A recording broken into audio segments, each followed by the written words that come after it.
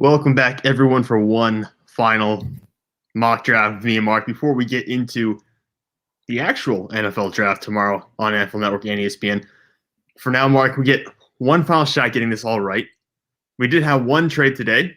Teddy Bridgewater obviously going to the Denver Broncos. That might, probably not shake things up considering how they stand right now. We were talking a little bit before the show. Probably doesn't change much, but we'll get into that. And this time, I have the first pick in the draft. It's As not if that matters. No, it doesn't matter whatsoever. It's going to be Trevor Lawrence. I mean, we've known this wire to wire, start to finish. It's going to be Trevor Lawrence. Agreed. Don't even have to get too much into it. And then same thing with number 2. We've known for about, not as long as Lawrence, but we've known for, at least a month or so now that it's going to be Zach Wilson out of BYU, no question. Yeah, and we do know that 3 is going to be a quarterback. We just don't know which one. And there's a bunch of options here. Recently, the buzz has been that it's coming down to Trey Lance or Mac Jones. Those are the top 2 on the board for San Francisco, supposedly. I don't really know if I believe that, just because a lot of the information you find out in the week leading up to the draft is all just BS. I mean, a lot of it is just smoke screens to the point where I stopped paying attention to all the draft reports 3 or 4 days ago because it just doesn't matter anymore. So are we doing predictive or are we doing what we would do personally? Which one do you want to do, Mark? Predictive or personal?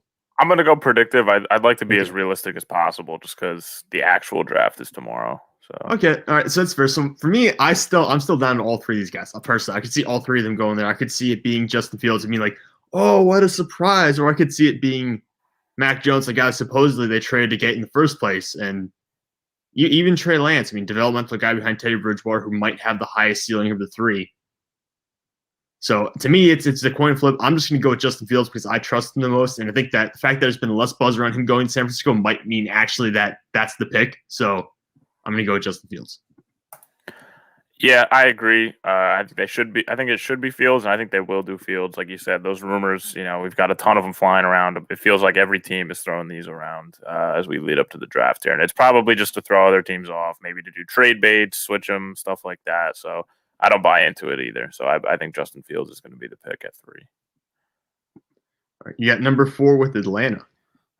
This is a tough one. Supposedly, we heard this morning another rumor that Detroit tried to trade up with Atlanta, 3 spots to target Jamar Chase, and Atlanta's asking price was way too high. So they are a trade candidate, but it sounds like their asking price is not going to be worth it for a team that wants to trade up. So I think they stay put, and they're going to take Kyle Pitts, tight end out of Florida. Yeah, Pitts is probably the best player on the board. He might arguably be the best player in the draft in terms of just having traits at his position that no one else can match. Mm-hmm. If you're Atlanta, you're just in a very weird spot. You're halfway between rebuilding and halfway between competing, really. Because the offense is all the pieces you need. The defense is almost none of it. So it's a very weird spot. But I think Atlanta really got screwed by Miami trading back. With how much it cost San Francisco to get up to 3, I think it makes it almost impossible for any team to pay Atlanta enough money to get number 4. Yeah, absolutely. No chance. I think they're still going to try maybe draft night tomorrow, but I just don't think it happens. Number 5 for Cincinnati. This is a 2-man race, essentially. It's going to be Jamar Chase or Penei Sewell here. It just comes down to what do you believe. Do you believe in the ideology that we've seen proven correct through the Super Bowl, that you need to have the offensive line, otherwise you're going to lose those key situations, those key games? Or do you believe that Joe Burrow is behind the door, pounding the table to get Jamar Chase there? Because obviously they succeeded so well together at LSU, had a historic season at the time. I'm going to go with Penei Sewell. I think it's going to be the offensive lineman. I know they have Riley Reif and Jonah Williams at tackles right now. There's some thought that Jonah Williams would kick to guard when he was entering the NFL initially. I think Reif has a background as playing guard at some point during college, I believe. So it's not like these guys are incapable of playing guards and playing Penei Sewell at tackle. We also know Sewell himself might be a kick to guard. So I think it's just going to be the offensive lineman here, and you're going to give Joe Burrow as much protection as possible. Yeah, I agree. I think it's a coin flip. They really can't go wrong with either. I think Sewell works out better for Burrow in the long run, already coming off an ACL injury. We know how that impacts guys. We don't know how it's going to impact Burrow. We'll wait and see. And I think you just have to make the logical decision rather than the more enticing one. So offensive line is the way to go. I completely agree with you there, obviously, because I made the pick. So Miami, who has moved around a little bit here before the draft, they're at number 6 now. Who are they going to take? Well, Chase isn't staying on the board for long if Cincinnati passes on him. I think by letting Fitzpatrick go and not really bringing in, they brought in Jacoby Brissett, I think, to be their backup quarterback now, who's serviceable. I think Fitzpatrick is probably better in a backup role than Jacoby Brissett is, but they're telling Tua that he's their guy, and they're going to do everything in their power to make sure that he has the tools to be the guy. So I think they're going to take the best receiver in the draft, in my opinion, which is Jamar Chase. Easy pick here for Miami. No, I agree. I think there's been some rumors now that they do like Jalen Waddle. Of course they like Jalen Waddle. I mean, you're not a huge fan of him, but he is arguably the most dynamic receiver in this draft. Although I agree that Jamar Chase is the best one. For me, it's a significant gap between him and number 2. I'd you like put to me in a clarify. weird spot here with Detroit. I'd like to clarify. I'm not high on Jalen Waddle. As an Eagles fan, I'm not high on Jalen Waddle. That's fair. If I want to put on my draft analysis cap and be unbiased, I do like all these receivers. Well, Devontae Smith we'll talk about in a little bit, but Waddle and Chase I like very much. They're great prospects. You just don't want them to be taken by the Eagles. Exactly. You get me. And I get you. But so that puts me in a really awkward situation right now with Detroit. This is a trade back candidate. Mm-hmm. Especially with Jones and Lance both on the board here. Yeah, I was gonna say there's no way, if this is actually the situation in real life, there's no way Detroit actually picks here. I have to think they trade back, right? I mean, look at New England, Washington, Chicago. One of them has to come up and get someone, right? Yeah, I would think so. I mean, even Denver, if it gets into a bidding war. You know, that's what I'm going to do. I'm going to trade with Denver because this is what I did in my predictive mock before the Bridgewater trade. And maybe this changes. Maybe that trade changes things. I don't think it does. I disagree. Bridgewater is a bridge quarterback. I mean, we know that at this point. But I think Denver would be willing to. I'm just going to throw out random compensation here because I don't know what it would really cost. But we'll throw in a third and a seventh. Make this deal. That probably gets it done. It's only 2 picks. It's only moving up 2 picks. Yeah, you're not jumping very hard. You're not going to need to throw in the extra first ring on that. I don't think you'll even need a second. But Trey Lance is on the board. Trey Lance, as I said, might have the highest ceiling of every quarterback on this draft, not named Trevor Lawrence. Yeah. It's just that you have seen so little of him. So I think there's some concern there with the limited number of reps he has. But I'm still willing to take the bet on Trevor Lawrence. I mean, on Trey Lance if I'm the Denver Broncos, considering my quarterback situation. So he's going to go here at 7. Yeah, I agree. You mentioned the high ceiling, maybe a low floor as well, just because of the limited snaps and the reps, like you said. But very, very high on Lance, and I think he could be what Wentz was supposed to be when he came into the league. But we'll see. All right. Yeah. This is tough here for Carolina. Yeah, they have a lot of options. I don't think they go quarterback, even though they have a void, so to speak, at backup quarterback. I think they're really going to roll with Sam Darnold. And I wish Sam Darnold the best in Carolina. I've always been high on Sam Darnold, so hopefully he can turn his career around there. I think it's going to be a tackle or a corner. And I think Slater's very talented. I don't think he's very far behind Sewell in terms of if you're going to rank the offensive tackles. I don't think he's that far behind. They're both pretty versatile guys. I think they're going to pick either one, whoever gets there. Sewell could fall. Slater could fall here. I think in our mock, it's going to be Slater. So I'm going to take Rashawn Slater to Carolina. Yeah, that would really change if quarterbacks were to go somehow in the first 4 picks and you see a Mac Jones to go at 7 or something like that. That would really shake everything up and potentially push Penei Sewell down that far. But now I have Detroit again at 9. Honestly, I'm almost tempted to take Patrick Surtain here because, I mean, what do you have to lose, really? Yeah. I mean, if you're building from the ground up here, you can take whoever you want in Detroit. It's not going to affect that you're going to be one of the worst teams in the NFL this year. It's probably going to be you and Houston battling out for the top draft pick next year. I don't view Mac Jones as a guy you would draft even though you have Jared Goff. I don't think he's that important. So looking through the available players, I'm going to stick with Waddle. I'm going to go Jalen Waddle here. I'm just going to stick with what I've done in the past. I'm going to go Jalen Waddle. That's a dynamic pass catcher. You got rid of so many of your receivers in free agency just by cutting them this offseason. If you're Detroit, you have to fill the position somehow. So I'll take Jalen Waddle here. Yeah, Waddle's a good pick, kind of replacing. Not that him and Galladay are very similar in terms of their play style and playability, but you do need a number one pass catcher, and I think Waddle instantly comes in and is the best wide receiver on that team. So I think it's a great pick and great fit for Detroit there to give Jared Goff someone to throw to. All right, now you've got your division rival Dallas. Yeah, I think Dallas is the only pick in my top 10 that's been the same ever since I started doing mocks, and it's going to be Patrick Surtain, the corner at Alabama, for the same reason as it is. It's a big name out of a big school that Jerry Jones loves at a position that they need as well. So, and I think it's going to be an easy pick there for Dallas. Watch it be Christian Barmore or something like that. It could be. You know it. It could be anyone out of those big name schools. Barmore had a good Smith playoffs. Yeah, another wide receiver. Jerry Jones was denying the fact he'd be willing to trade to get Kyle Pitts. You cannot tell me that if Kyle Pitts somehow was available at like 8, Dallas is absolutely picking up the phone and trying to get Kyle Pitts. Multiple teams would jump up to try to get Kyle Pitts, absolutely. But yeah, I think Dallas just likes the big names from the big schools. So, and then Surtain is the best available here, and at a position that they need. You know, that's also a part of it. It's not just about the big name, but they do need cornerbacks as well. Yeah. Jerry Jones can't resist. Looking at the available players, I don't really like anyone from New York here. I mean, probably the high ceiling guy, you could say Devontae Smith will come in and play great immediately. I just don't know. Because if you're in New York, you can't afford to mess this pick up if you're picking at 11. And Smith just comes with enough question marks that I'm just not really sold that he's worth the pick here. And looking at the other guys, maybe Micah Parsons probably is worth the pick, but linebacker, not a very valuable position. The corners, it's not tremendous either. I mean, J.C. Horn's not a guy who I love that much that I take it 11 per se. So I'm going to throw in another trade here.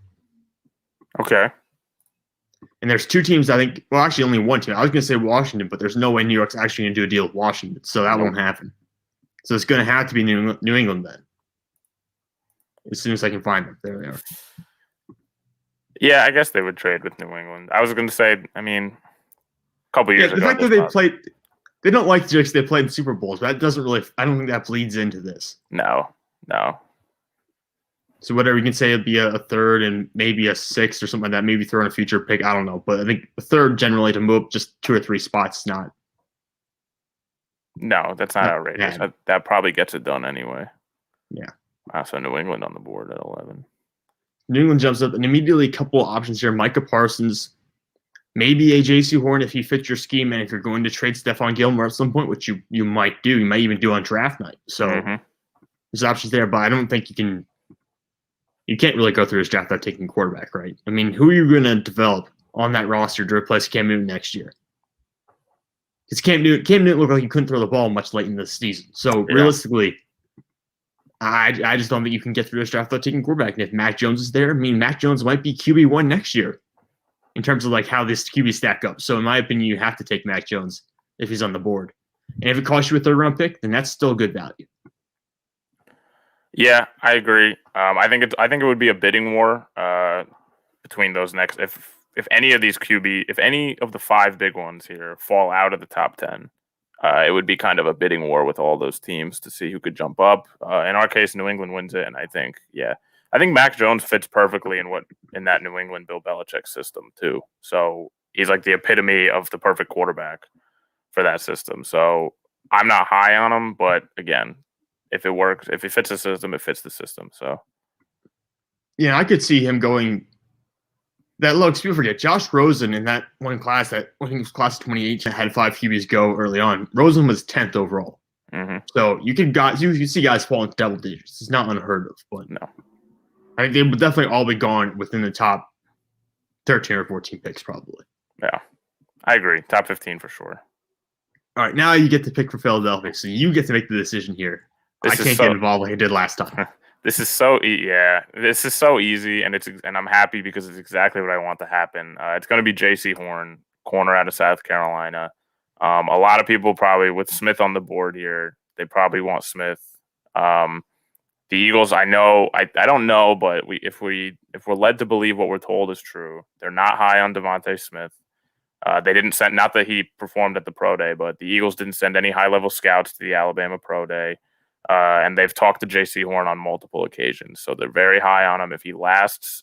This receiver class is also very deep, so they can get a playmaker in the second round here coming up. So if Horn is there at 12, I think they're not going to hesitate to pull the trigger on him. Yeah, and that will be very interesting to see how they handle that dynamic. What if it's something like it's not even going to be a corner or a wide receiver? It's going to be something entirely different. How mad would you have been if I traded up as New England to take J.C. Horn at 11? When you mentioned it, I was like, oh no! I was watching your face. You kind of froze up there for a second. I was like, oh, what? Did I say something wrong? And I'm like, oh wait, I mentioned J.C. Horn. Because I don't know what I would have done at 12 for Philly, but thank God you didn't. Yeah, you would have had to think on your feet. But exactly. To me, this is really, 13 Chargers to me is an easy selection. I don't really think much at all. It's going to be Christian Darrisaw or Elijah Vera Tucker. There have been some rumors recently that teams are okay and willing to try Elijah Vera Tucker at left tackle. Right. The biggest concern there, arm length, not fantastic for a tackle, not necessarily as fast as some tackle as you would look at and you would love to have. Darrisaw, not necessarily a mauler, but he has the talent and traits to be that. So I'm still going to stick with Christian Darrisaw to me because he's still a more surefire starter at left tackle, which is what they need. They don't necessarily need an extra guard right now, so I think Darrisaw's the pick here. But it really comes down to him versus Vera Tucker. Yeah, I agree. It's going to be Darrisaw, and then just like Jamar Chase wasn't on the board very long where he could have gone, I think Vera Tucker goes immediately to 14 to Minnesota. I think these two picks have been locked in. It's going to be either or. If LA picks Darrisaw, Vera Tucker's going to Minnesota. If LA picks Vera Tucker, Darrisaw's going to Minnesota. So I think those two picks back to back are locked in because they need interior line help in Minnesota, specifically at left guard, which is where Vera Tucker is projected to be a standout. So I think it's an easy pick back to back there. That brings me up with the Giants, and New York's in a very weird situation. They do need interior offensive line help. I don't think you spend a first-round pick on that, though, especially considering where they are. There have been thoughts about adding another corner. You don't necessarily need one, though. I mean, you have Adoree Jackson, who will start outside. James Bradbury will start outside. And as far as the slot goes, I mean, Logan Ryan, Jabril Peppers, Julian Love, and Xavier McKinney all have experience playing the slot. So I think you're fine there. You'll get someone out of that. It comes down to linebacker, inside linebacker, and edge rusher. Mm-hmm. And it's very weird how they run their 3-4 scheme. You really need an outside linebacker type player if you can go an edge rusher, which I think they will here. And it's a little early for Azeez Ojulari. I'm not going to pick him up. Apparently, there have been some medical concerns. He got flagged at the combine or in Indianapolis. This wasn't the combine this year, but the medical combine, I guess you could say, for degenerative knee issues or degenerative leg issues, something like that. I don't know the specifics of it, but it doesn't sound great. It doesn't sound like something you necessarily want to be picking at 15th overall. So I'm going to go with the guy who got another guy who has medical issues. So I guess it's not that different. Jalen Phillips, who of course had all the concussions now in college. So there's a chance maybe that if the medicals flag him too much, the Giants will take him here. Maybe they'll offer someone else. But if you're looking for an outside linebacker, Phillips will be on the larger side for that role, but he can still do that. It'll probably be him, Ojulari, Owe. Those are the type of guys who will fit New York's scheme as edge rushers. Yeah, Phillips was my edge one in terms of 3-4 schemes. And Joe Judge bringing that scheme from New England. Obviously, I think Phillips will be a great fit. The medical concussions especially are a big medical concern nowadays. But if they're willing to roll the dice, they had a great offseason, and I think Phillips could potentially be a great ending to an offseason of adding players for New York. All right, well, now to a team that lost a lot of players this offseason, the Arizona Cardinals. What are they going to do to fix this interesting Cliff Kingsbury roster? Yeah, I mean, you could. I almost don't want to do it because it's not what we're doing this draft based on what we think they're going to do. And I wouldn't do it, but if Devontae Smith falls to 16, I can't see Cliff Kingsbury passing up on that. So I don't love the pick. I'm not high on Smith to begin with, weighing in under 170 at 6'1", but he's a talented receiver in college. Cliff Kingsbury is obviously a college experience coach. So I think if Smith, same thing with CeeDee Lamb to Dallas last year, they don't really need a wide receiver, but if he falls to them, I think they're going to take him. I said Devontae Smith to Arizona here. Yeah, I agree there. I had a mock earlier this year, I think, where I had Jalen Waddle. If Jalen Waddle fell that far, I said Waddle's going to go. Now it sounds like Smith might be the last one taken Yeah. of this trio of wide receivers. But yeah, it's Cliff Kingsbury's weird thing to do, right? I mean, it's just the thing he would do. He would go for wide receivers over offensive line, over any help defensively, cornerback especially. It's just what they do. Mm-hmm. Speaking of a team that defense makes those is kind twice of as many decisions. offense. Oh, what was that? The best defense is twice as many offense, or twice as much offense for Cliff Kingsbury. Yeah, tell it to Mike McCarthy in Dallas. See how that worked out for them last year. Yeah. But now to another team that makes some questionable decisions on draft day, the Las Vegas Raiders. And actually, this is a pretty easy one for me.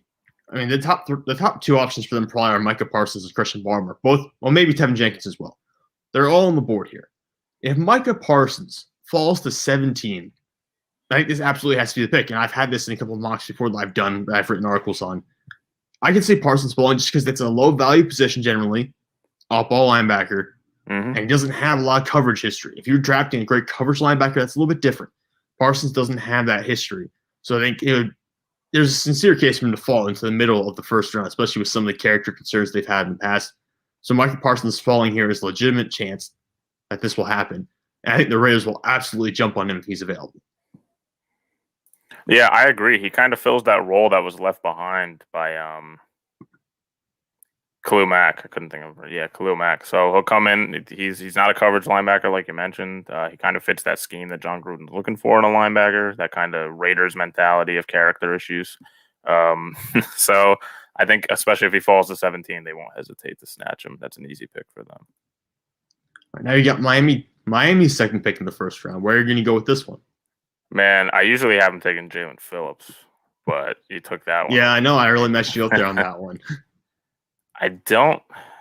They run like a hybrid defensive scheme, right? It's mostly a 3-4, but they sometimes put 4 down, I think, because it's similar to what it's very hard to draft for this team if you're trying to draft like an edge rusher or a linebacker. Yeah, because I love Kwity Paye. I don't think he fits with he's like kind of like a 4 down defensive end. But yeah, because their defensive ends in this scheme are Raekwon Davis and Christian Wilkins, who would be defensive tackles on almost every other scheme. So yeah, so they run it's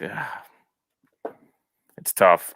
Running backs in need. They're not going to go. These running backs will last till Miami picks again in round 2. I'm not worried about that for them. Linebacker. I really like. First of all, I just want to shout out TDN for this horrible new predictive board because I don't really agree with it at all. But if we switch to the rankings, just so because I don't even see his name on predictive. JOK at Notre Dame, I think, is a fantastic prospect. So, and he kind of fits that Swiss Army knife that can work in a hybrid defense for Miami. So I think if he falls here, I think that would be the pick. Linebackers go back to back. All right, you've absolutely screwed me here, Mark. Yep, I know. And that's usually who Washington gets. That is absolutely the Washington guy. So now you have made a mess of my life. So I have. But then again, I guess I did to myself because I was the one who had Jalen Phillips go off the board at 15 to New York, and that was a little bit of I guess, more unique selection. We don't see that too often. But all right, what am I going to do here? Well, we know it's not going to be a defensive lineman. No. That's the one thing we know. I could see Greg Newsome. I could see Tevin Jenkins. I think I've had Tevin Jenkins go here before. Mm-hmm. I could see, honestly, any of the linebackers, any of the top linebackers, whether it's Zayvon Collins or Jamin Davis, I could see any of those guys go to Washington because linebackers, they have such an astounding front four and such an unastounding linebacking. The middle 3. Yeah, it's brutal. I mean, Cole Holcomb is all right. But other than that, John Boss is kind of like your journeyman linebacker. I don't even know who they have at the weak side right now. So I don't know. I'm tempted to take linebacker, but if we're doing a predicted board, I think it'll be Tevin Jenkins, just because he's played left tackle at Oklahoma State, not nearly as much as right tackle, obviously, but he's played there before, and the offensive line is just such a need for all these teams. It'll be very hard for me to see a team like them, Washington, who could win this division this year, passing over trying to fix that left tackle spot. So I'm gonna have Tevin Jenkins here be my predictive pick. Yeah, I agree. I think offensive line, I disagree with the Draft Network where it says linebackers their biggest need. I think the game is won in the trenches. I've said it before. I'll say it again. So I think you got to fix that offensive line first. So Tevin Jenkins is a good pick for them. Good value at 19. All right, now we got Chicago. Man, this is tough because in reality, I see Chicago being the one to win the sweepstakes with the Giants to trade up for Mac Jones, but it didn't happen in this case, so I'll respect the way the board fell. I don't really love the wide receivers left here. Actually, no. Wait, yes, but they also kept Allen Robinson. Granted, it's on the franchise tag. Yeah, he's on the 1 year. So you don't know how much time he has. I think the corner class is not very deep, so I think corners are going to start flying here, especially with Surtain and J.C. Horn left. I think Farley's still on the board. There are injury concerns, but he's easily corner 1 in this draft, and I think 20 is a good value for Farley, even with the injury. So I'm going to go Caleb Farley. All right, you're leaving Greg Newsome on the board for me to hopefully grab later, so I appreciate that. Caleb Farley comes off the board at 20. That gives me – actually, I might take Greg Newsome here, to be honest, but thinking about it, if Tevin Jenkins had made down here, I probably would have taken Tevin Jenkins for Indy. But I think edge rusher, they have edge rusher listed here as like the 5th highest need. I don't think it's the 5th highest need. I think it should be much higher than that. I agree. Because the Colts have lost Danico Autry and they lost Justin Houston this offseason, although Houston's still a free agent. So technically, if they want to, they could bring him back. But if we're just going based on what they have going for them right now, they absolutely need someone to put some pressure there alongside DeForest Buckner on the defensive line. So while maybe corner and offensive tackle are bigger needs, Kwity Paye, who was just a freak athletically, falling to 21. I don't think they're going to pass on this. I'll take Kwity Paye here with the Indianapolis Colts. Yeah, I agree. That's a steal. Paye is probably top 10, top 15 talent in the draft if you're going based on like overall players. But teams pretty much draft by need at that point. So Paye falling to 21 is an absolute steal for Indy. Yeah, 22. The Tennessee Titans have maybe been regressing a little bit here over the past 2 years. Yeah, they need they're not in a rebuild. They're in kind of like a retool. They need to get some fresh faces in. They lost. It starts on offense, I think. I'd love to go corner here, but I'm not going to. A guy I'm very high on at wide receiver to replace Corey Davis, who is now with New York, who picks next. I disagree with TDN. I think the next best wide receiver who will come off the board is Rashad Bateman out of Minnesota. I'm very high on Bateman. I think he pairs excellent with A.J. Brown, and it gives Ryan Tannehill another weapon to throw to. I think Bateman's going to be outstanding. Yeah, and it's just unfortunate for Tennessee considering all the needs they have because they don't have a right tackle because of the Isaiah Wilson thing, everything that happened with that. I guess apparently he's a rapper now. He's a musician, Mark. Did you know this? Yes, he has 6 monthly listeners on Spotify in his rap career. Looks like he's really going places since quitting the NFL, huh? But no, I think that Tennessee has a lot of needs, obviously wide receiver, cornerback, maybe interior defensive line, and then right tackle. So they're at a point where they need to get someone who can start. Rashad Bateman certainly is going to be an impact player. And I think most people agree he's the 4th player. Maybe he's fallen a little bit recently, but I think a lot of teams view him as the 4th best receiver in this draft class. Right. All right, the Jets. This is a bit of a interesting spot to be picking at because they have a little bit of everything. Obviously, they're changing their schemes. They're going to have a 4-3 like San Francisco did. They have Quentin Williams on the front. They signed Carl Lawson. So you could go for another defensive end here. Because right now, Vinny Curry's the other starter. Vinny Curry's a good player, but he's more of a guy you want to be as a rotational guy. You don't want him to be your 17-game starter. Right. I keep forgetting they still have C.J. Mosley playing middle linebacker. I always forget that. He's played all of 2 games for them like the past 2 years, but he opted out last year, right? I think so. Yeah, he didn't play this past season. But just looking at corner right now, Bryce Hall, LaShawn Austin, Corey Ballentine, Justin Hardy, Javelin Guitry, Lamar Jackson, the other Lamar Jackson. It's just not it's not a good one. I'm going to take Greg Newsome right now. Yeah, I think that's a solid pick. Edge rusher is possible depending how the board falls on draft night. Like Kwity Paye would be a great player in the Jets scheme, but doesn't fall to them, so I think their next best option should be Greg Newsome. Yeah, Newsome, I think, is good enough to be scheme diverse. I think he'll be able to do a little bit of everything. I know predominantly played zone defense at Northwestern, which is what he might be asked to do anyways. So it'll work out fairly well here in New York or almost anywhere for him. Man, that's you screwed me right back here because that's what I was looking at for Pittsburgh. I kind of felt bad doing it because I've taken a lot of good players from the past couple of picks, and I realized that. Man, who do I want out of Pittsburgh? I don't. I know I said corners would fly. Because I think the next best corner for a perimeter corner is Eric Stokes, but he's a fringe first rounder to me. I guess you could call.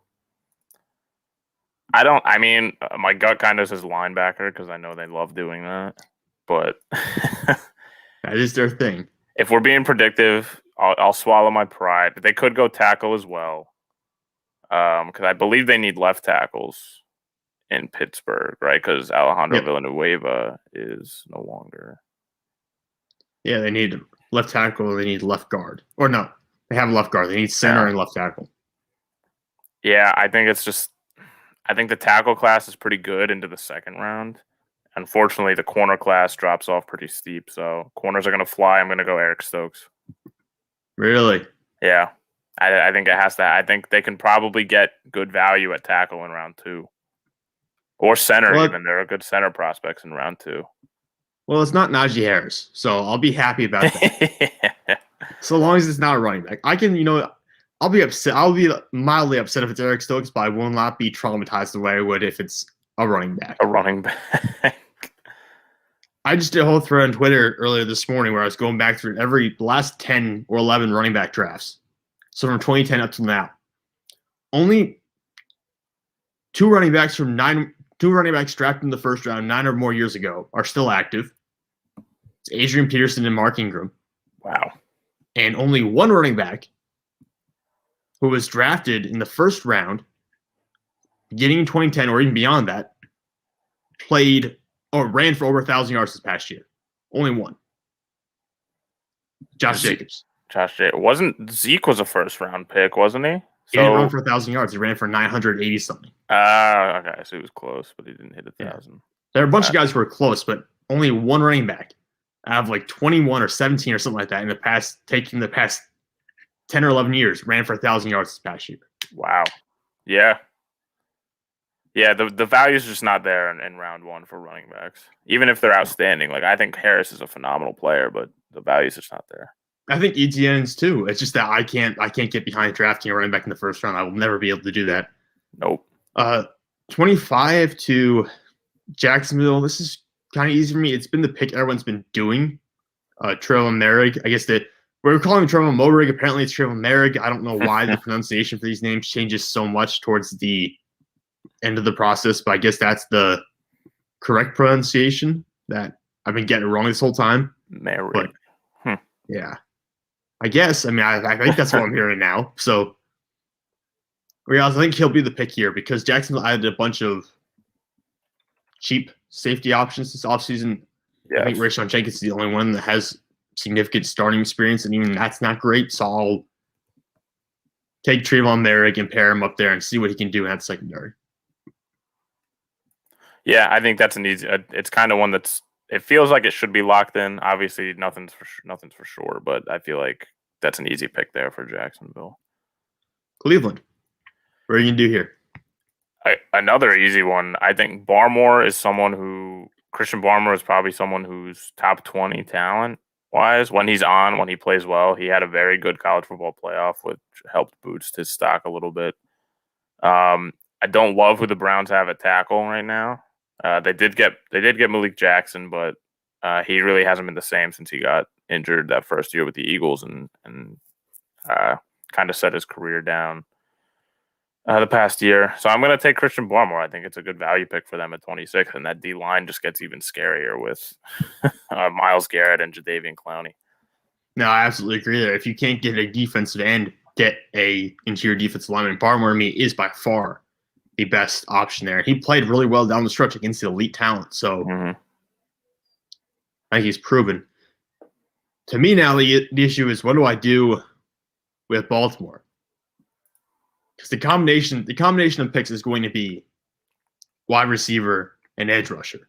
It's just which order is Yeah. it in exactly. And which edge rusher? How bad are Azeez Ojulari's legs? Like, what is his leg issue? And we don't know the answer, so I don't know how bad it could be. It could be something along the lines of what Miles Jack, when he's coming out, is supposed to have issues with his legs where he was not going to be able to play for 10 years. Now we're however many years into his career, 5 or 6, and he's been fine. So, I don't know. I'm going to go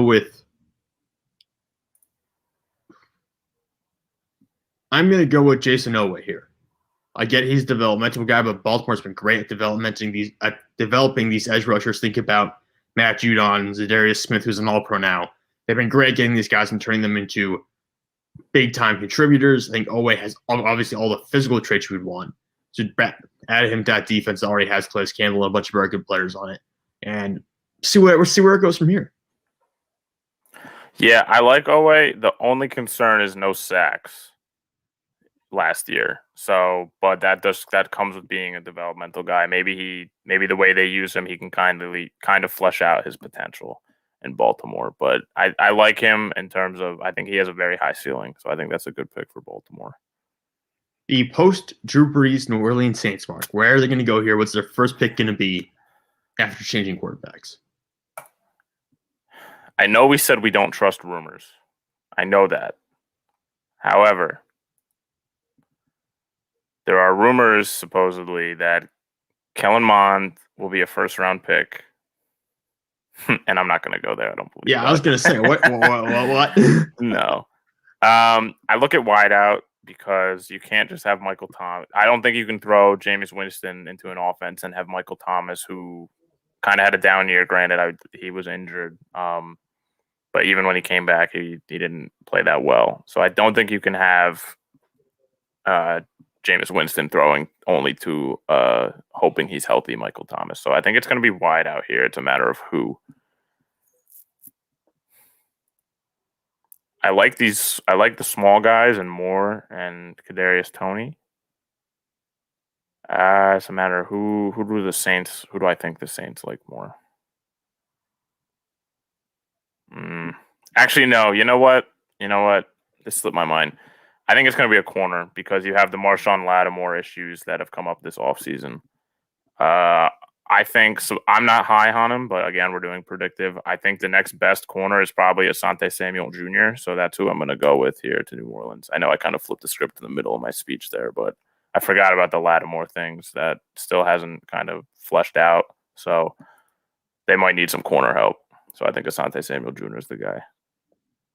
No, I think that's a good pick. I like Asante Samuel Jr. as a first-round guy, as a late first-round pick, because I think there's a good chance he can play on the edge. His dad was the same size he is, and succeeded, obviously, at playing outside, moving around wherever he needed to be throughout his NFL career. He was an All-Pro at some point. I think Asante Samuel Jr. has the fluidity, he's the ability to mirror routes, he's the footwork to stay with guys. He's just very sticky for a corner, so I think he'll be a very good outside player at the very least. He'll be a great slot corner. So I think that's a good pickup for the Saints. He's also a better tackler than his dad was. Yeah, so, much more physical than his dad was. That brings up the Green Bay Packers. At this point, all the corners that I would take with the first-round pick are absolutely gone. If we were just looking at the overall big board. Oh, Davis is there. Okay, I was about to take Elijah Moore for certain, but I've had Davis going to Green Bay a lot. And because it's Green Bay and because it's predictive, we know the one thing Green Bay doesn't like to do is help Aaron Rodgers in the first round. So I'm going to say it's Jamin Davis here just because, like I said, they don't draft wide receivers in the first one. They just don't do it. For whatever reason, they just don't do it.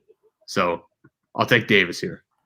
Yeah, they usually just kind of, except last year was an exception. I guess they thought Rodgers was nearing the end, but they usually just go best player available. And they kind of missed on, supposedly they were high on Patrick Queen last year. So they go in and get another solid linebacker in round one here. I like that pick. You have a hard team to pick for here, in my opinion. It's Buffalo. I hate picking because they don't really need much. Exactly. It feels like they have all the pieces there. They just played a very talented and well-coached Chiefs team in the AFC Championship game. Do they just go with the best player? I've had them go linebacker before, but it feels like they don't really need a linebacker here. Running back, sure. But again, the value maybe end of the first round values there, but I don't really. Yeah, it's almost a second round pick at this point. Yeah, I mean, if I had to pick, unfortunately, if I'm the Bills and I had to, if there was one area I'm not solidified at, it's running back. I don't want to do it, but I think Etienne fits that scheme better, so I'm going to go Travis Etienne out of Clemson.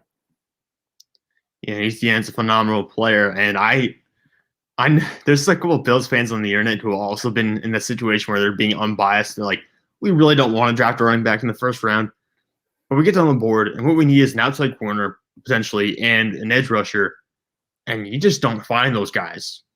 They're not the guys that available at this point are not going to be starters. No, any of those positions. They're role players or kind of rotational guys, if anything. Yeah, or developmental guys who will be good in 2 or 3 years from now, not this season. Travis Etienne will step in and immediately be a starter that can contribute right away. So I think that's the gap between taking defensive help versus taking a running back. And this makes it very easy for me. I know Elijah Moore's still on the board, but I think he could be used outside in the NFL a little bit. He's predominantly going to be a slot receiver. The way Baltimore runs their offense, they just don't use the slot options very often, or at least not very well. So I'm taking Terrace Marshall Jr. I see your eyes looking around there, but I don't know. Yeah, that's a pure bias hatred pick because I'm hoping he falls to the Eagles at 37, but I'd be okay. Yeah, I think that's a good pick. They did sign Sammy Watkins, who will probably play on the outside, but he's up there in age. He hasn't really been great. He's always yeah, very injury prone. So I think Marshall just kind of solidifies that wide receiving core, and it gets Lamar Jackson someone to throw to on the perimeter. So as an unbiased mock draft, that's a good pick for Baltimore. I had Kadarius Toney going to the Buccaneers in previous mocks, but we're in a situation now where they just re-signed Antonio Brown. Yeah, Brown's going to play in the slot probably. So what do you get for the team that has everything, Mark? I was reading Schefter's tweet this morning. It said the only team in salary cap era history to bring back all 22 starters and the people that played their 6 most snaps, which includes some role players and stuff like that. They brought everyone back. So what do they need? They need developmental people, I guess. They might even trade out. But is anyone still left on the board kind of worth trading up for? My gut says no. So yeah, I don't think so. I mean, really, you're not coming up for a running back, and probably Javonte Williams and Najee Harris would be like the high. We're doing just purely based on talent. Those are probably the top 2 guys available. Right. But you don't trade up for a running back. God, I hate this. I'll say this: for agents next year, Ndamukong Suh, Jason Pierre-Paul, and I believe Vernon Gold. Is it Vernon Golson? I forget who's their other defensive tackle, or maybe their defensive end. What do they run? A 4-3? A 3-4, but they have defensive tackle, nose tackle, defensive end. William Golson, sorry. So it's Sue, the defensive tackle, Vita Vea, nose tackle, William Golson, defensive end, and then 2 outside linebackers. Yeah, and then JPP kind of plays that outside rush linebacker role, right? So like a stand up. Oh my God.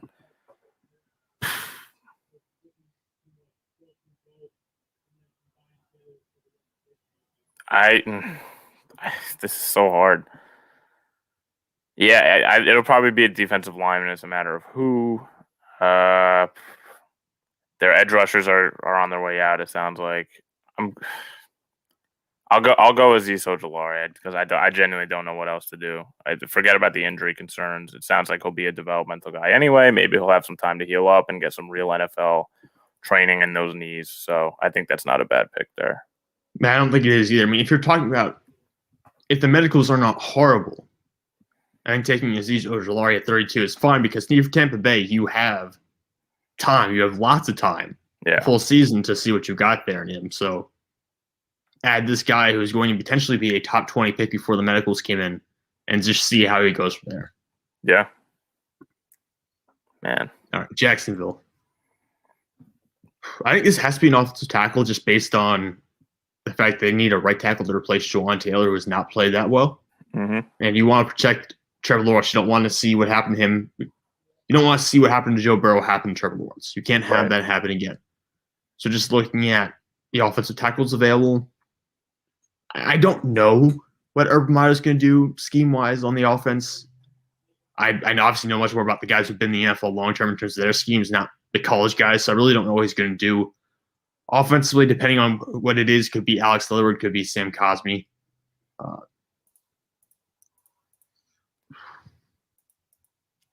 This is difficult. I don't know which one I want to take of the two. Yeah. I'm gonna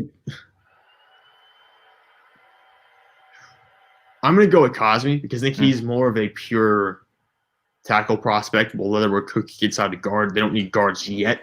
They might need guards in the future. And Cosmi has been 2 or 3 years now, has been one of the best pass blocking tackles in all of college football. So I'm going to take Sam Cosmi. Yeah, I think that's a good pick for them. You mentioned the ability to slide inside if need be. So, yeah, protect Trevor Lawrence. It's got to be priority number one after. Well, they took Merrick, but you could still get a tackle here. So, all right, now the New York Jets, are they going to take someone to protect Zach Wilson, or are they adding a different threat? I think the Jets have a pretty solid offensive line, if I remember correctly. Not solid, but maybe serviceable. It's not terrible. It's not as bad as the Bengals, put it that way. But maybe they do anyway. We had them go edge, right? Yeah. Or no, corner. Yeah, corner. Greg Newsome with that second first-round pick. Man, I'm tempted to take Najee Harris. If you want to, now's the time. He won't be there again. Yeah, if they're really high on him, if they're really high on taking a running back because Frank Gore is old, somehow is still playing, but Frank Gore is old. And then they took a guy last year out of the draft whose name is slipping my mind right now. Well, I think Michael P. Ryan from Florida, Yeah. I'm pretty sure. I think Robert Saleh wants to build a dynamic culture there and an exciting culture with I'm gonna go Najee Harris. I think that's what they're gonna do. Yeah, you need to have some form of running game this year. You won't. I think Frank Gore's a free agent too, so I'm pretty sure you don't even have him on the roster to help you out at this point. Atlanta's a very weird team to pick for just because of all the speculation stuff surrounding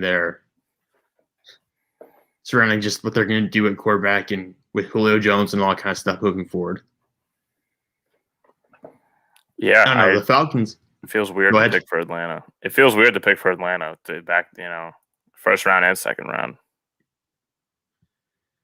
Yeah, I don't know where to really go. The offensive line's not that great, honestly. They might even need a center, but defensive line too, and they're switching up their defensive scheme a little bit, if I'm right. I don't even know. I don't know what I want to do here. It's just a very messy situation. Let's see what the safeties are like. It's probably too early for that. Yeah, for another safety. Yeah. Man.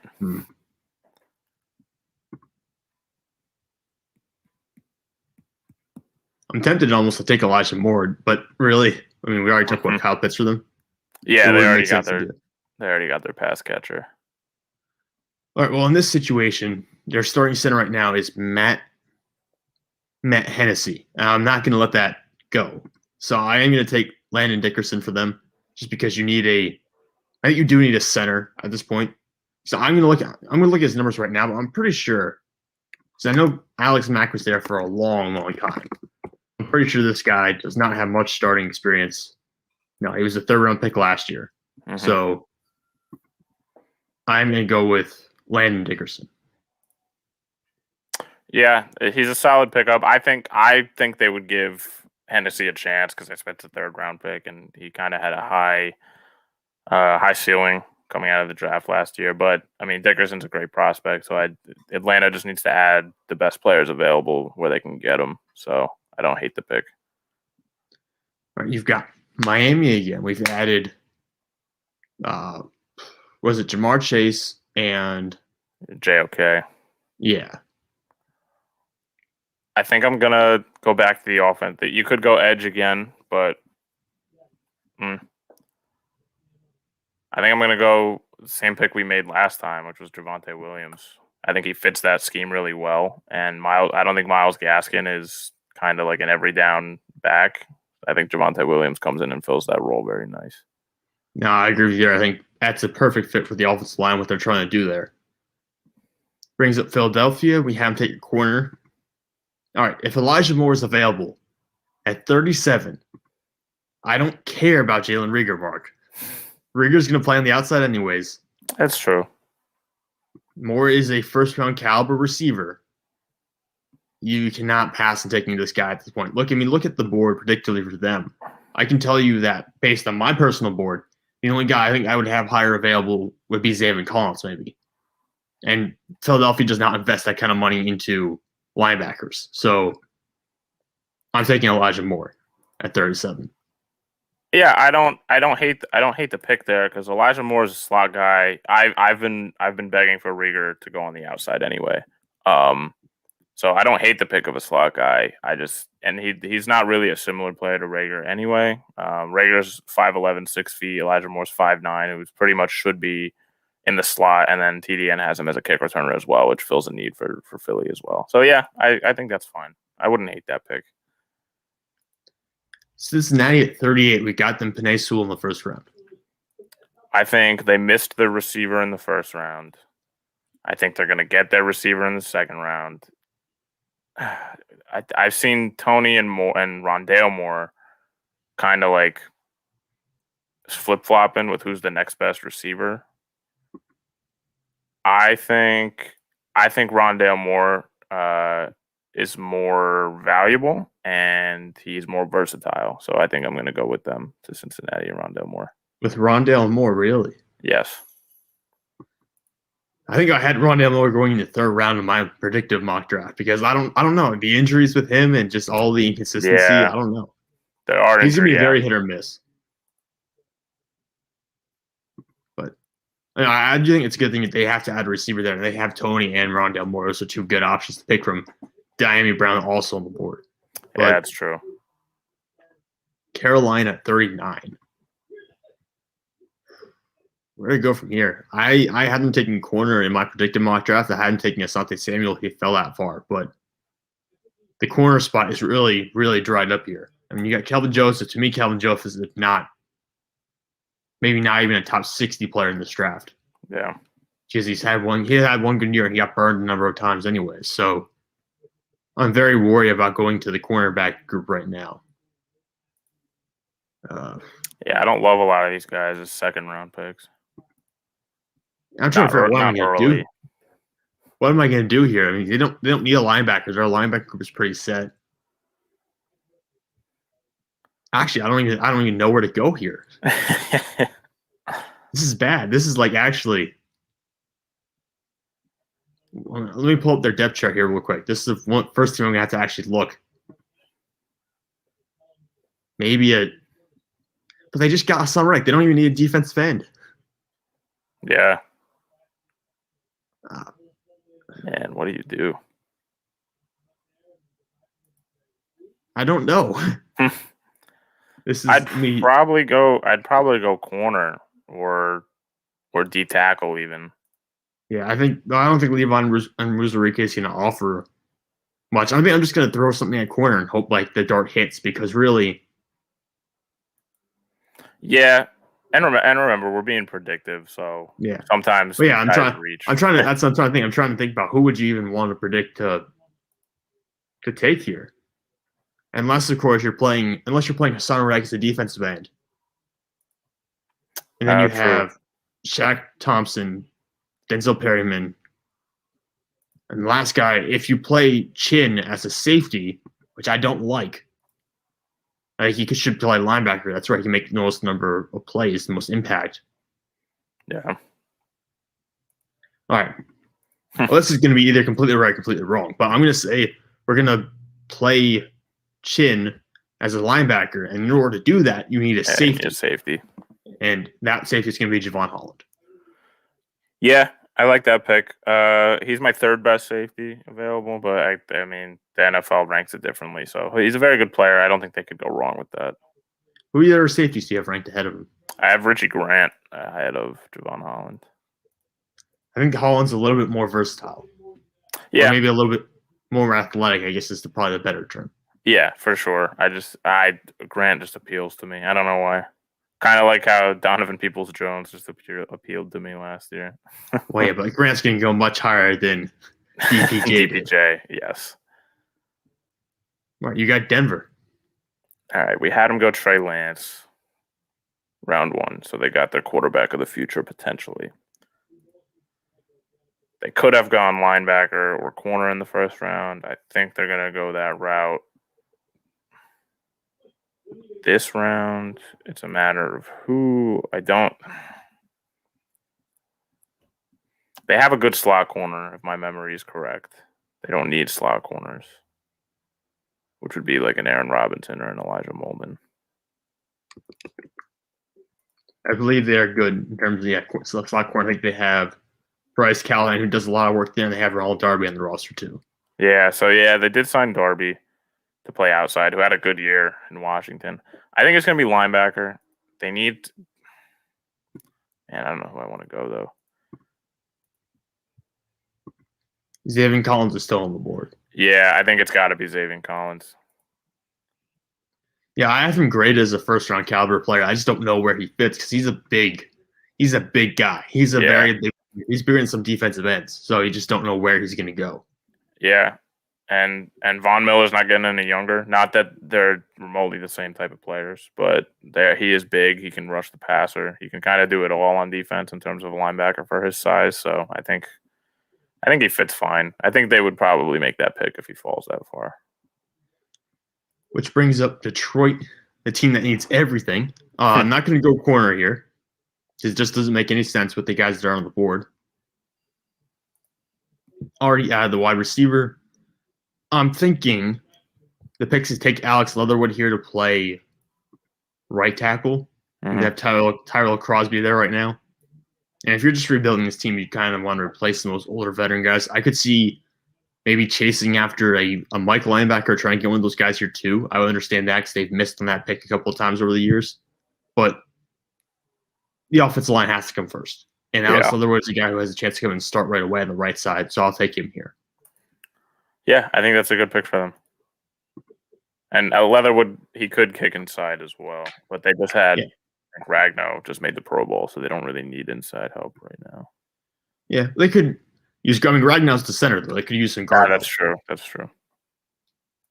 So now you're on the board again. Division rival New York Giants. Where do you want to go here? We went edge, I believe. Yeah, we went Jalen Phillips. So they passed on a wide receiver. They passed on a linebacker.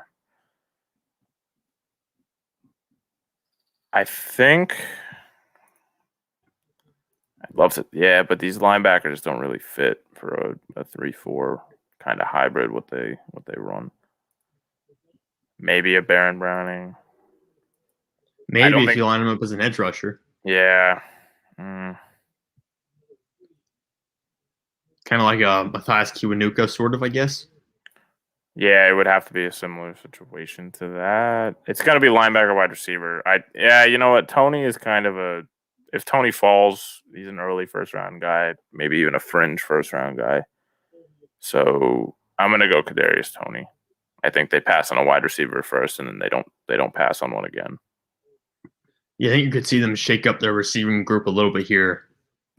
Maybe next offseason. They're going to lose some guys for sure. So bringing in Tony, he might even start over some of the veteran guys, just how good he could potentially be. Yeah. But no excuse for Danny Dimes now. No, absolutely none. Weapons in. I don't want to hear any excuses for Jalen Hurts either, Mark. No, absolutely not. I will be silent the entire year. I highly doubt that, Mark. But looking at they say edge is a need for the 49ers. I don't really agree with that. They have Eric Armstead. They have D Ford. They have Nick Bosa. They just signed Arden Key. Some combination of those guys is going to work out. Mm-hmm. So if they're going to add anything, it would be a corner. But again, the corner group, doesn't make sense for me here at 43. I just don't agree with taking a corner one of these guys this early. So, looking at what's left, I would have really liked to put Landon Dickerson on this line, actually, but I can't do it now. We can get a guard, though. I think I've done this before. I've taken Wyatt Davis here. This is interior defense line. I've taken Wyatt Davis here in the past and say play him right now at right guard and just roll from there. So I think Wyatt Davis will be a pick here, and he's just a plug-and-play starter. So that's something you don't have to worry about. You just put him in there. He's your starter for the next 7 or 8 years, and you're absolutely fine. Yeah, I agree. I like Wyatt Davis, too. I think he fits well there. Oh, man. Dallas at 44. I know English is hard. It's going to be a lineman. I don't know if it's going to be offense or defense. I sometimes have them going offensive line in the first round. So, but we went corner. We went Patrick Surtain. Because their lineman, Tyron Smith isn't getting any younger, and he's already having injury concerns. And I believe Lale Collins plays the right tackle for them. Yeah, and he missed all of last year. Yeah, so they need some tackle help. It's just a matter of Collins is younger, so maybe that's their thoughts there.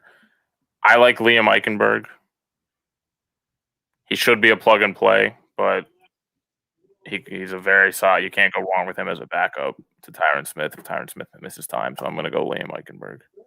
Yeah, it's almost a guarantee he's going to miss time. He just saw the season expanded to 17 games, and he hasn't played in more than 13 games in almost maybe 5 or 6 years at this point. I mean, it's been a long time since we've seen a full season out of Tyron Smith. Yeah, so I think they need to replace it now, and this is a good class to do it. There are a lot of talented tackles here. Puts Jacksonville back on the board again. It's a tough one. We've taken running backs here before, but they're all gone, so there's no point in even thinking about that. Looking at what they have available, I'm really thinking about taking Levi Onwuzurike here. It's going to be a reach, but just looking at the team needs, pretty good everywhere else. And that feels weird to say because this roster performed so poorly last season, but I would also consider taking a slot receiver, but at the same time, you just took Laviska Shenault last year, and he's your slot guy. So yeah, you're not going to be moving on from him.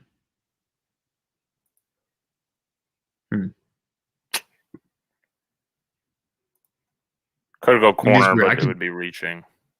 Yeah, I really don't want to do that, especially they already added Shaquille Griffin, so they feel kind of decent about the corners they have. Yeah, that's true.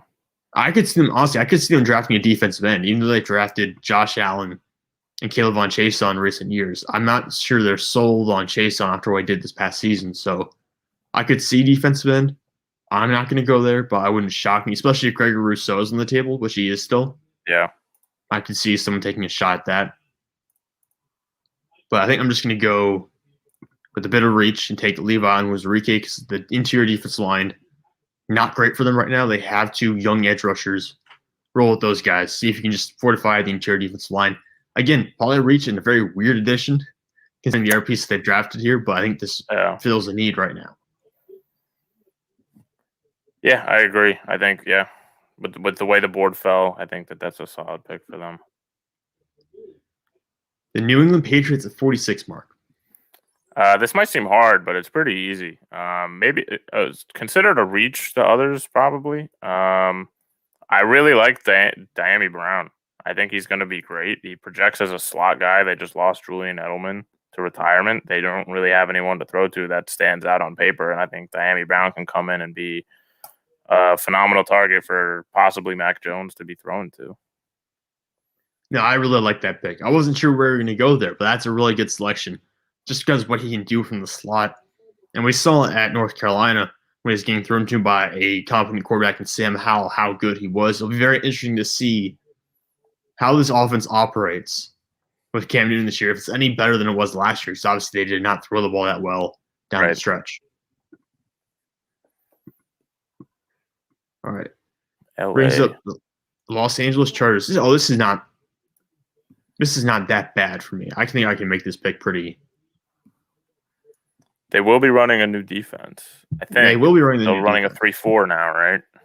Yeah, Yeah. So it's going to be very interesting to see how they stack that up. I am going to be taking. I'm not a big Joe Tron guy. I'm just not. I'm taking Joseph Osai here. Wow. Well, I'm outside linebacker. I mean, I'd rather have him. I'll be honest. Joe Tron sat out this past season. Kind of was the middle of the pack kind of edge rusher before opting out. So I'm going to go with Joseph Osai. I don't hate it. I got to look up because they already have pretty good head. I mean, they have Joey Bosa. That's about it, though. Yeah, in terms of because edge, they lost Melvin Ingram as a free agent. they did. Yeah, so I Osai can come in and replace.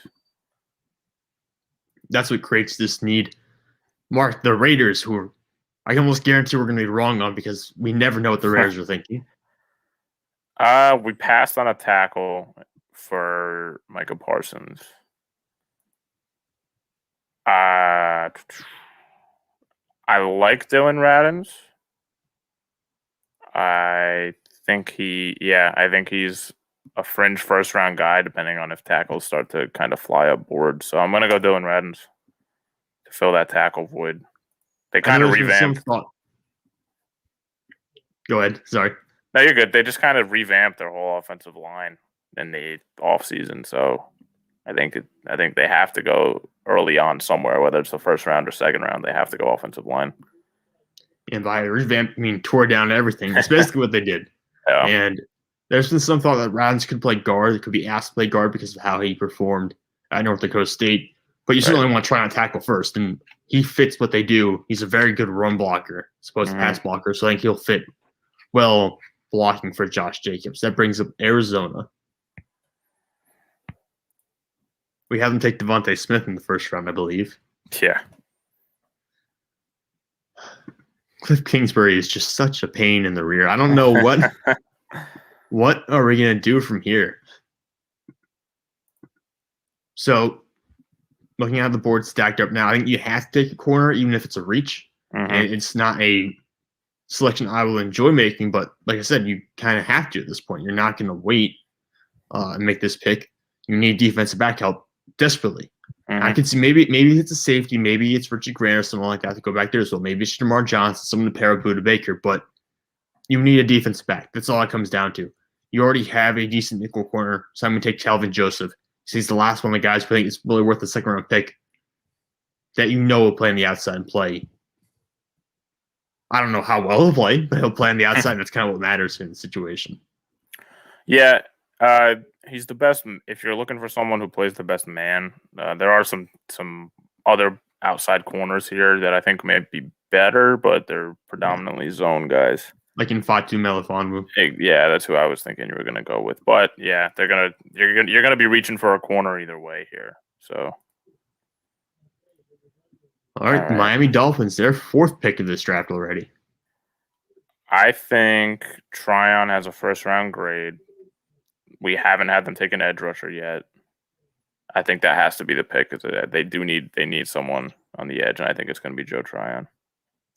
And usually, like I said, we have Jalen Phillips going to Miami in the first round, but because of how everything worked out, because of that Giants pick I made early on just messed everything up. So I think Tryon's a good selection at 50. I mean, you're more than halfway through the second round. That's a pretty good pickup value-wise. Yeah. Oh, it brings up Washington, though. Washington, we got the offensive tackle with them already. This is usually where I have them take Walker Little, but they don't need that now. But they do need some linebacker help, and there's a bunch of good linebackers out here to pick from at this point. Yes, so it's going to be one of these guys. It's just a question of Baron Browning might honestly be better off as an edge rusher in a 3-4 scheme, so I don't really want him. Nick Bolton, not great in coverage, really good run stopper, but you see very different from what you have already right now in terms of your middle linebacker, whose name's now escaping me, even though I said it earlier on the show, but let me pull up the depth chart real quick. Is he really that different than John Bostic? I don't think so. Probably not. So if you're asking me who's the best guy available, it's Jabril Cox or Pete Werner probably for their spot. I'm going to take Pete Werner personally because I don't know all the Jabril Cox's measurables because he didn't have his pro. I think he actually had a pro day a couple days ago. Maybe it was yesterday. I don't know. He scheduled something very late, I think. But I know for a fact Pete Werner has the agility to be just an overall solid linebacker who will never be fantastic, but will also never be horrible. So I'm going to take Pete Werner here. Yeah, I think it's got to be linebacker after we passed on him in the first round. Just like you said, a matter of who. And I think between Warner and Cox, you can't really go wrong with either one. So I don't hate the pick of Warner there. All right, 52, the Chicago Bears.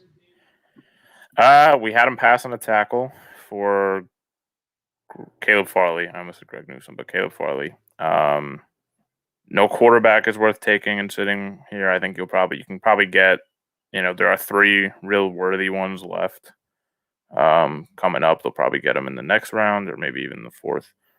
And I don't, wide receiver, I think they can wait as well. It's a pretty deep class. Tackles have started to come off. I think my personal next best tackle is Jalen Mayfield, who has a pretty high grade and can come in and play immediately, which is what they really need. So I'm going to go Jalen Mayfield. I have some strong opinions on Jalen Mayfield, but first, I have to address this. I know this person on Twitter, so he's asking me why would I take Pete Werner over Browning, and let me be very clear. It's because Pete Werner, better coverage linebacker. They play on the same team. Pete Werner had a more defined role. Baron Browning didn't. And as I said, I think Baron Browning might be better as an outside pass rusher and edge rusher on a 3-4 scheme than as a 4-3 linebacker who will be asked to do a lot more away from the line of scrimmage. So that's my opinion. That's why I'm taking Pete Werner higher, is because he'll do more of what they need. They don't need him to rush the passer at all because they have 4 or 5 first-round picks up front to do that. They don't have to worry about that. But yeah, exactly. And Jalen Mayfield for me is he's a third round guy in my opinion. I don't have him as a second round dude. But I know there's some people who probably will. It'd be very interesting to see where he ends up going here in the actual draft. That brings up the Tennessee Titans. And again, this is a team that feels like they've gotten nothing but worse since appearing in the AFC Championship game 2 years ago. When they surprised everyone. It feels like they just have holes opening up all over the roster. Yeah, a couple ways they could go here. We went Rashad Bateman in the first round, so they don't need to go wide out here. That's for sure. Yeah, it could go corner or right tackle, in my opinion, are probably the 2 spots I'm looking at. Yeah. And if you want a slot guy, because they did lose Desmond King, who was their slot corner for agency. So there are slot options on the board with Aaron Robinson and Elijah Molden. So you have those choices. But probably the offensive tackle, it's probably just better to go and get one right now. I don't think waiting is going to do you any good because you're not going to get a starting offensive tackle in the 3rd round. You just won't find that guy. No. So I'm going to take Brady Christensen here. I'm kind of torn between him, Jackson Carman. I like both those guys probably. Although Walker Little is out there as well. I always forget about him because they have him ranked so low. Walker Little has injury concerns, obviously. Only played 1 game in the past 2 years. Actually, I'm going to take him because realistically, Taylor Lewan banged up quite a bit here recently. So I don't think he even played that much this past season. So if you're looking at the fact that you might need a left tackle eventually, draft Walker Little, play him at right tackle, and eventually maybe move him to left. Even that doesn't necessarily – that doesn't really fit the scheme, though, because they're run heavy. And Walker Little is a pass. This disappoints me. Yeah. I'm disappointed. I'll take Brady Christensen because I think he'll fit the scheme better. But Walker Little would be the guy who I value much more as an offensive tackle. It's just the fact that run-heavy system, Brady Christensen will probably fit that better. Yeah, I agree. And I wouldn't worry too much about Walker Little because the Colts are on the board next. And the offensive line help, specifically at left tackle. I don't know who Sam Tevy is. A 6th-round pick from 2017. So yeah, he's not great. Yeah, probably shouldn't be a starter. So Walker Little, injury concerns, sure, but very talented. So I think this is where he goes. Tackles back to back. Yeah, I agree with that. Walker Little should probably go in the 2nd round. I know the injuries are going to push him back even further than that, but if the injuries check out, definitely worth taking in the second round. And by the way, Kyle appreciates your Joe Tryon pick at 50. Yeah, I had him go first round last time, which I realized quickly that was a mistake. Try to be a little more realistic this time. Yeah, I think that's a good fit for him at 50. Yeah, I think that's a great spot to come off the board. Honestly, if you're Miami, you don't get an edge rusher in the first round. Joe Tryon in the second round is a pretty good consolation prize. Yeah. Oh, and I get Pittsburgh. Look at that. We just took the 2 offensive tackles.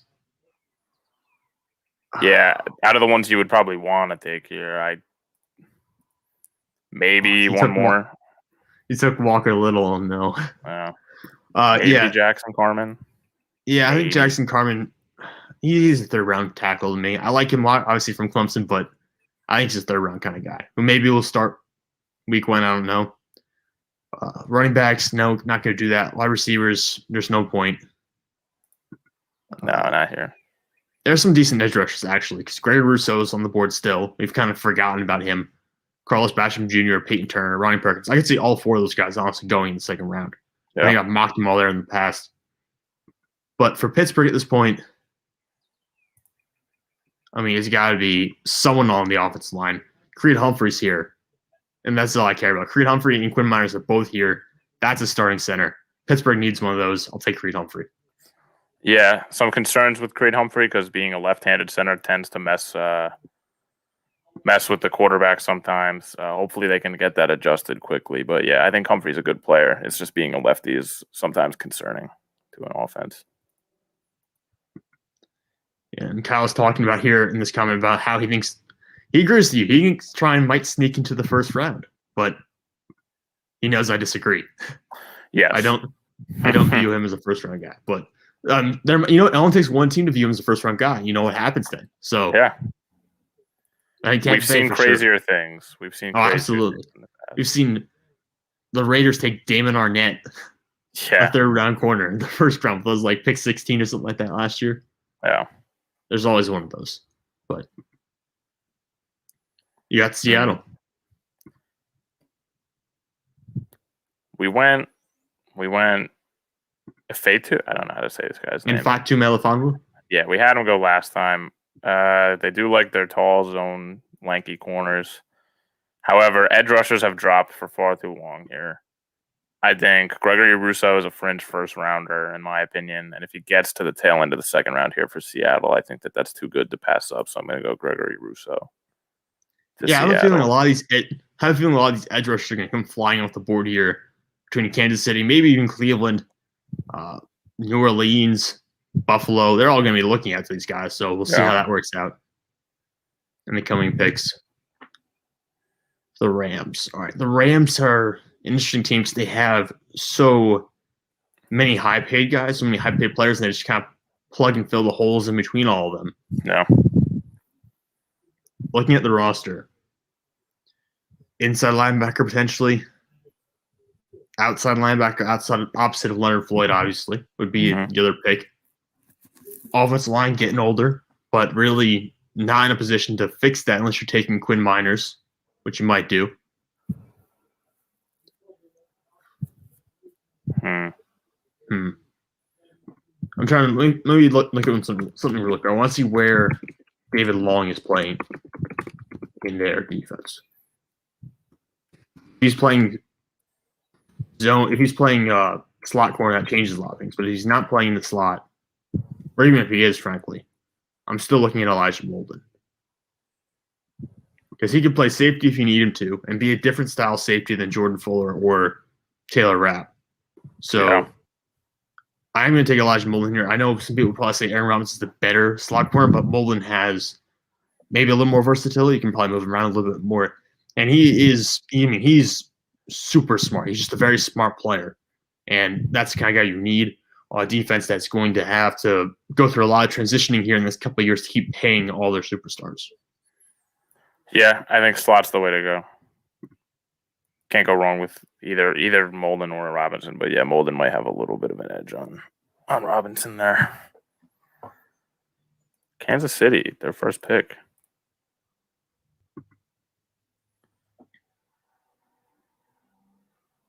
Yeah, the Chiefs. I was right. This is their first selection. They just traded for Orlando Brown to play, and he will be playing left tackle. He said that himself. He said he's not staying on the right side. That's part of the reason he wanted out from Baltimore. So he's going to play left. They need someone to play right, although I think they'll probably live. They'll live and die with Mike. They'll live with Mike Remmers, but it won't be fantastic. I mean, Baron Browning is a pretty good linebacker to have fallen this far. And the rich get richer, so why not? Give me Baron Browning to the Chiefs. Yeah, it's interesting. So they need a versatile linebacker. It's just a question of, to me, do teams view him as a guy who should be an edge rusher, or do teams view him as a guy who will be comfortable dropping back and playing coverage consistently? Yeah. So that'll be very interesting to see how that works out. I could also see him taking like a guy like Carlos Basham Jr. to play as a defensive end there, opposite Frank Clark. I think Frank Clark honestly might be gone after this coming season, depending on how well or how poorly he plays. That's true. That's true. All Bringing up Cleveland. Where do you go with Cleveland? It feels like they're a couple pieces away. They don't need much, honestly. No, the offense to me, I'm not even going to touch the offense. I know this is wide receiver, but there haven't been any legitimate Odell Beckham rumor trades. It's just been a thought.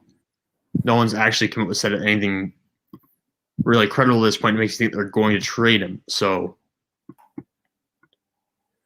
I don't think receiver is a huge need here. No, I agree.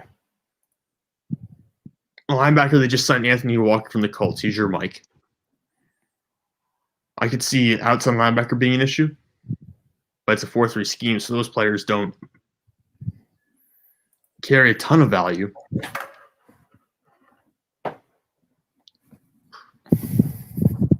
Safety, I mean, a lot of safeties have fallen too, but those guys really don't fit here either. No. I don't really want to double down on edge rusher, but I'm gonna double down between Jadeveon Clowney and Ronnie Perkins. Yeah, because that's what I was looking at. Yeah, Perkins is a guy who probably needs a year to add a little extra weight, good weight room weight, so to get a little bit stronger to face off against NFL offensive lines. So you rotate him with Jadeveon Clowney, and of course, if or when Clowney goes down, you have a chance to put Ronnie Perkins in there and start him immediately. So I think Perkins is a guy who will get a lot of playing time as a rookie, and he'll be there next year when Jadeveon Clowney isn't. Yeah, I think that's a perfect fit in Cleveland there with Ronnie Perkins. You can never have too many edge rushers. Good. You can never have too many good edge rushers. I'll put it that way. No. Brings up the Saints. We passed on a wide out in the first round. I think they probably go wide out here. It's a matter of who. Well, I know who you're going to take. You're going to take Nico Collins. He's your guy. He's your guy, Mark. He's my guy out of Michigan again for the second year in a row. I'm actually now because they have a slot guy. I'm pretty sure because I like Amon-Ra St. Brown, but I'm pretty sure they have a slot guy already in New Orleans. Oh, you're ready to admit Amon-Ra St. Brown is a slot receiver? He is. Yeah, he is. That's where he's going to thrive. That's where when you look at the snap breakdown, that's where he took most of his snaps anyway. So yeah, I'm going to go Nico Collins. I'm confident with that answer. Nico Collins to the Saints. A big guy. I knew you would do that. As soon as you said wide receiver, there's only one on the board who would actually consider taking that spot. Yeah. I think that's the way to go. All right, Buffalo. I know they took AJ Epinesa last year, but he hasn't really made an impact immediately. A lot of the guys like Jerry Hughes, the edge rushers, are getting older. Mm-hmm. Comes down to Peyton Turner, who's a developmental guy who maybe will be really good in 2 or 3 years versus Carlos Basham Jr., who will just be, as I said before, very consistent, never astounding, but just very consistent as a starter. I'm going to take Carlos Basham Jr. here. I know they're ranked 46th and 47th on the board. I have Basham Jr. ranked a little bit higher just because he could be able to contribute a lot earlier in his career than Peyton Turner. Yeah, I think that's a great pick. We had him go running back in the first round. This DN class is kind of weak after this, so they need to get one now if they're going to get one at all.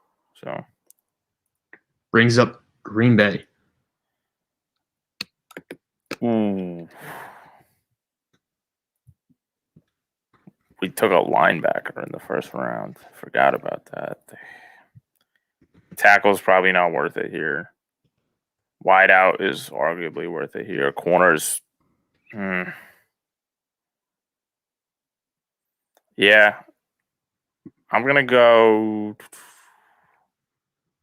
Amari Rogers at 6. Slot receiver from Clemson. Yeah, because they have all these big guys. They need some versatility on that offense. Someone who can just kind of get run after catch yards, and Amari Rogers brings that. And I think he does returns as well, right? He can be a return guy. Yeah, He can be a return man. He's how do I say this? He's not like straight line speed is not fantastic, but he just beats guys over the top for some reason. He has that ability to do that, even though the speed is not out of this world. But looking at who's left right now, Quinn Miners. Let me look at the center. I know they just added a center. I'm pretty sure. I know they just added a center. Otherwise, they would talk about it more often. But yeah, they got Austin Blythe. That's right. So I don't know. There are a bunch of guys here I consider taking. Guys like Milton Williams, maybe even the safeties. I don't know. I like Juwan Thornhill, even though he didn't have a great year this past season.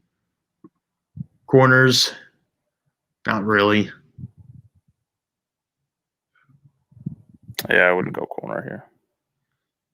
I think I've had Rondale Moore go here in the past, but you took him much higher, so he's gone. I did. So I'm going to take an edge rusher again because Chiefs right now, their defense has Frank Clark, Jaron Reed, Chris Jones, 3 really good down linemen, and then Tim Ward is their defensive end, or Taco Charlton. So that just is not going to fly. Yeah, You're going to have another guy. And Peyton Turner to me is worth taking a flyer on at the bottom of the second round. So I'm going to take Peyton Turner, and that'll be your developmental guy to eventually replace Frank Clark. Yeah, they could go wide out as well. I see Kyle in the comments is saying that, but I think that they don't really need an upgrade at wide receiver. Yeah, but wide out. Yes. Look at the board. It's not going to. There's no one who fits like that prototype of short and fast. Maybe Dwayne Eskridge, but Dwayne Eskridge to me is not even a great receiver. Like I have him in or past 100 of my power rankings, so I don't think anyone would fit here from the wide receiver group. No one's really worth it there. I agree. Oh man, I got to pick for these guys again. The team that has everything. God, I don't know what to do here. Tampa Bay. Hey, look at their depth chart. Again. The whole credibility of this mock draft mark is riding on your shoulders here at pick 64.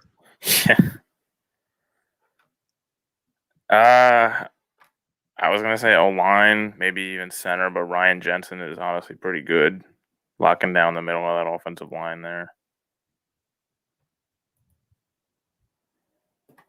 God.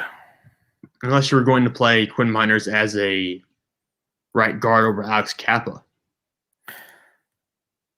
Yeah, they could. Yeah, they could take a guard. That's probably the only path to him starting, though. Is going in as a guard. Yeah, you're saying, yeah. Yeah, that's if he wants to come in and contribute right away. I think that's got to be the pick. I'll go with that. You taking Quinn Miners? Yeah, I don't love it, but I don't know what else to do for Tampa Bay.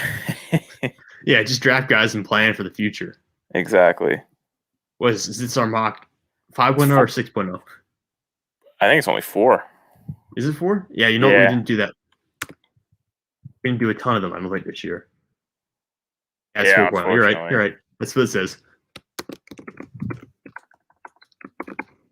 Oh. MA. There you go. I was going to say Sam. Yeah, 4.0. And then for sure the last one because, the draft is tomorrow. But yeah, draft's tomorrow. We're not going to hop on and do another 90-minute mock draft between now and then. Kyle, you keep telling me Amon-Ra makes sense. And I'm going to tell you, yeah, you're wrong. It doesn't make a lot of sense. It just doesn't. Why would you go wide receiver again? You have guys, and you can get one of those guys. There's tons of slot receivers in this draft class. You can get one in the third round. Do not use a second-round pick for Kansas City on a slot receiver when you have needs a defensive end. Yeah. But looking at the board, this how it fell. I will leave a link in the description once I get to edit to this mock draft so you guys can see it for yourselves.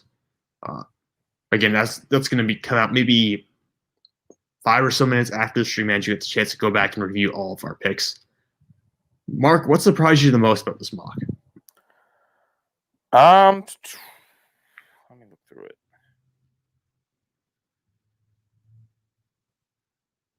Honestly, the Giants trading back. That kind of was the first big shock, although it made sense in retrospect because there was really no one on the board that they could have gone with. Devontae Smith, arguably. We hear that David Gettleman is really in love with Devontae Smith, but they signed Galladay. They have a lot of weapons now, so I don't know. Yeah, and Devontae Smith going to Arizona by domino effect from that trade. So I think those were 2 big surprises. You made the Jeremiah Owusu-Koramoah pick for Miami, right? I did. Yeah, I saw his comment. He's a Miami fan, so this is what he doesn't like that pick. He made it quite clear to me early in the process he's not a huge fan of that, but that's how it worked out. That's how the board fell. You'll live. I don't think you can go wrong with him. He could play anywhere on defense, and Brian Flores, yeah, I know. in a linebacker role, coming from a linebacker role with the Patriots, I don't think it's a hard choice there for him being the head coach down there. Yeah, I think he could probably prosper. I've had him go to Miami early on in the process, but again, just because Jalen Phillips was away, that's why we made that decision. But yeah. All right, Mark. Anything else you want to plug? Anything you want to say here before we end the stream? No, it was a fun mock season. I wish we got to do more, but school was just I'm taking 19 credits this semester, and I'm working part-time. So, and it's all online on top of that. So, but nonetheless, it was a fun mock season. So I appreciate everyone who kind of tuned in, and see you in a year, I guess, basically, for the next time we do a mock next draft. year, pretty much. This is the second year in a row we've done a couple of mocks together here. Yeah. But yeah, it's surprising. Like tomorrow, I don't have to be on a live stream tomorrow, unlike last year. So I'm just going to sit back, watch the draft, and just watch our group chat explode whenever. God. I'm so glad Philadelphia picked early enough in the whole process. I'm going to have energy still to actually be alive in the group chat for the reaction. I can't. Oh my God. I'm gnawing at the bone to see who they're going to take. And the last thing I'm going to plug is for anyone watching is I'm not high on, and Sam knows this because he's heard it to no end, is I'm not high on Devontae Smith and I'm not high on Jalen Waddle for the Eagles. If I were Howie Roseman, I would go corner in the first round for the Eagles and then try to trade up back into the late first round to take a wide receiver like Terrace Marshall, or do what we did in this mock, which is take a wide receiver in the second. I think it has to be that order, but hey, I'm just a fan, so we'll see what happens tomorrow night. Baltimore getting a second first round pick really shot the whole Terrace Marshall of Philadelphia thing. Yeah, it's a shame, but we'll see. I'm just excited for tomorrow. Yeah, so like we had what now, 4-month build up to this? Yes, sir. So, but all right, guys, and Kyle Grizzly here on the horn pick, by the way. So you got one supporter there. You've already got one person on board with your crazy theories. But anyways, thank you guys for tuning in today. Thank you all for listening. We really appreciate you stopping by. I might be back tomorrow at some point. I don't know. I'm gonna be grading every selection in an article as it goes on. So I'm gonna be writing as the whole draft is going on. So I might not be doing any live streaming stuff tomorrow. Maybe I'll do something the day after that. We'll see. But for now, thank you all for tuning in. You can follow me at Sam_Teets33 on Twitter. I will be posting, again, the link to our mock draft from today in the description of this live stream after the stream ends. Thank you all for watching. See you all soon.